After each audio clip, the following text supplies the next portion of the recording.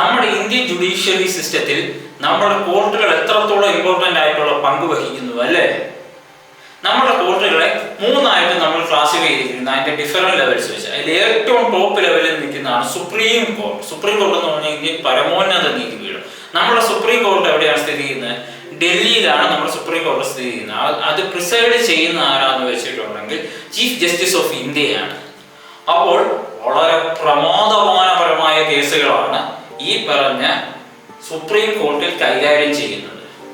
ഇനി അതിൻ്റെ തൊട്ട് താഴെ വരുന്നതാണ് ഹൈക്കോർട്ട്. ഒരു സ്റ്റേറ്റിൽ ഒരു ഹൈക്കോർട്ടുണ്ട്. ഈ ഹൈക്കോർട്ട് എന്ന് പറയുന്നത് ഈ ചില ഇമ്പോർട്ടൻ്റ് കേസുകൾ ഡിസ്ട്രിക്ട് കോർട്ട് മാറ്റിയെടുത്തേക്കുന്ന അതിൻ്റെ മുകളിലേക്ക് വന്നേക്കുന്ന ചില ഇമ്പോർട്ടൻ്റ് കേസുകളൊക്കെയാണ് ഈ ഹൈക്കോർട്ട് കൈകാര്യം ചെയ്യുന്നത്. ഹൈക്കോടതി തീർപ്പാകാത്തതെല്ലാം സുപ്രീം കോടതി തീർപ്പാക്കും.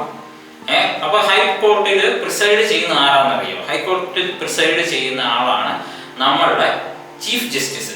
നമ്മളുടെ ഹൈക്കോർട്ട് എവിടെയാണെന്നറിയോ? കേരളത്തിലെ ഹൈക്കോർട്ട് എറണാകുളത്താണ്. ഇനിയാണ് നമ്മളുടെ ഏറ്റവും താഴത്തെ ലെവലാണ് ഡിസ്ട്രിക്ട് കോർട്ട്. ഈ ഡിസ്ട്രിക്ട് കോർട്ട് എന്ന് പറയുന്നത് ഒരു ഡിസ്ട്രിക്റ്റിലോ അല്ലെ തഹസീലിലോ ഒക്കെ ആയിരിക്കും. അപ്പൊ ഈ ഡിസ്ട്രിക്ട് കോർട്ടിൽ എല്ലാ തരം കേസുകളും ഉണ്ട്. ഈ പറഞ്ഞ ഡിസ്ട്രിക്ട് കോർട്ട് ഡിസ്ട്രിക്ട് ജഡ്ജാണ് പ്രിസൈഡ് ചെയ്യുന്നത്.